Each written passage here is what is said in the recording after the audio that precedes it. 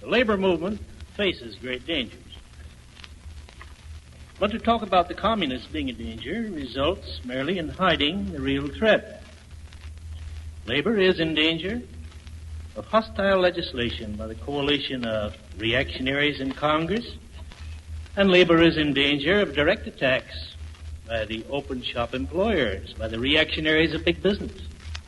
Labor is in danger of losing many of its gains. When greedy employers and their political representatives prepare a big attack against the labor movement, they always try also to start fights inside the labor movement to disrupt its unity. They try to set white against Negro, native against foreign-born, Protestant against Catholic, Gentile against Jew, Democrats against Republicans, and both against the communists. If they can start many fights within labor's ranks along these lines, then the trade unions are weakened. If labor can keep these fights outside of its ranks, then labor is strong and can maintain its progress, which brings progress to the whole nation. The strength of the trade unions lies in labor solidarity. White workers side by side with Negro workers, native with foreign-born, Protestant with Catholic, Gentile shoulder to shoulder with Jew. Those of all political opinions, whether Democrat, Republican, Socialist, or Communist. That's the way the labor movement was built up, and that is the way to keep it strong. That is the way to defeat the dangers that threaten American trade unionism. But to defend this solidarity of labor, it is necessary to reject the slogans about one group of workers being a menace to the others. I am not now the authorized spokesman for the communists. But from 1930 to the middle of 1945, I did occupy that position. And that was the period of the great rise of the labor movement, in the midst of which the communists played an honorable and effective part and won a certain degree of influence in America. That influence has always been exerted toward actively organizing and solidifying the labor movement and uniting labor with all progressives. Communists do not control any labor unions and do not want to control. Especially during the war, the communists made an indispensable contribution in showing in practice how the full defense of labor's rights could be combined with the most complete support of the war effort.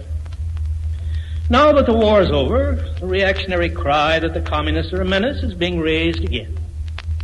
It is charged that the communists are agents of a foreign power because they advocate that America should be friendly and cooperating to the Soviet Union. It is put forward as a test of American patriotism that one should display hostility to the country of socialism. I think that idea is fundamentally unsound.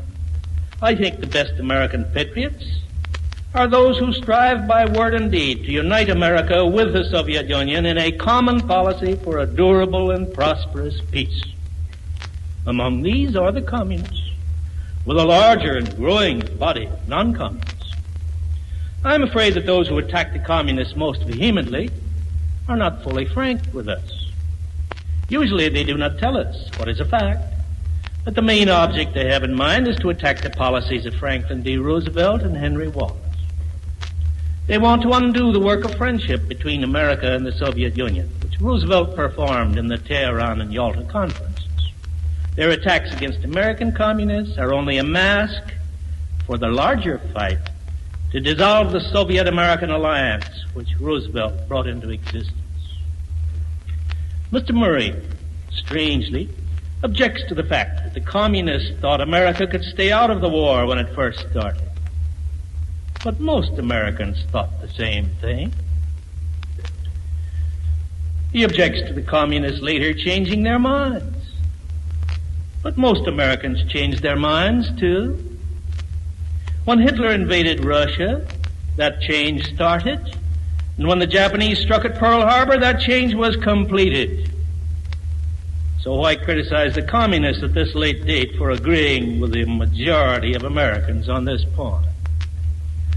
In every important country in the world outside the United States and Britain, most Democrats cooperate with the communists as necessary to the health and progress of their countries.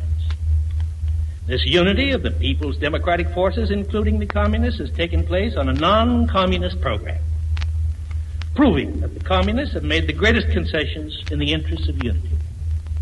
In France, a new constitution has been adopted and civil war avoided by the cooperation of socialists, communists, and the main body of the popular Republicans. In Czechoslovakia, the majority of the country is united under a communist premier on a non-communist program. In China, the Democratic League works with the communists. These examples give the main pattern of world political development. Wherever this pattern is departed from, there the whole democratic movement with the trade unions receives a setback. The unity of labor on a world scale, as exemplified in the World Federation of Trade Unions, is also built on the cooperation of non-communists together with communists. Any kind of unity would be impossible on the basis of the false theory that communists constitute some kind of a threat to trade unionism any more than Democrats or Republicans or socialists. We cannot afford to forget the lesson of how Hitler rose to power and plunged the world into a war which almost destroyed it, mainly by manipulating the Red Scare.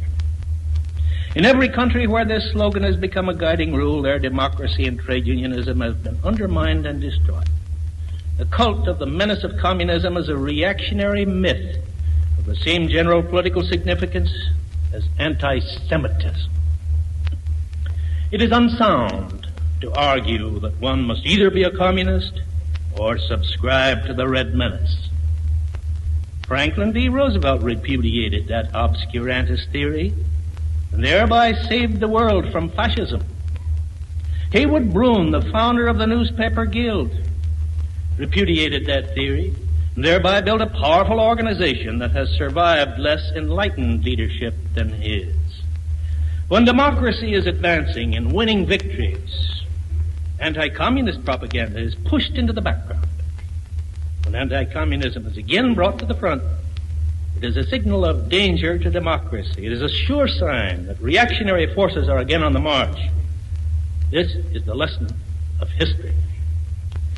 Labor and democratic organizations need to unify their ranks.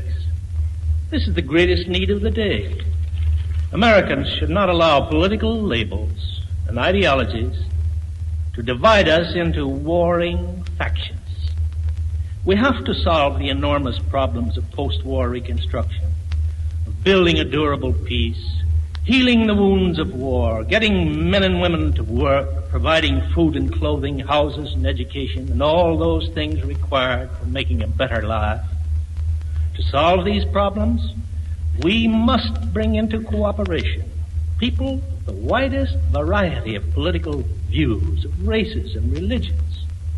We must learn to unite people, not to divide them. Unity for progress against the reactionary forces that threaten to rise to power. Unity that rises above the differences of race, religion, and ideology. Unity to bring the century of the common man. This is the golden rule for all the democratic camp in which the trade unions occupy a central place. And this rule says an emphatic no to the proposition that we should erect special discriminations against communists as some kind of menace.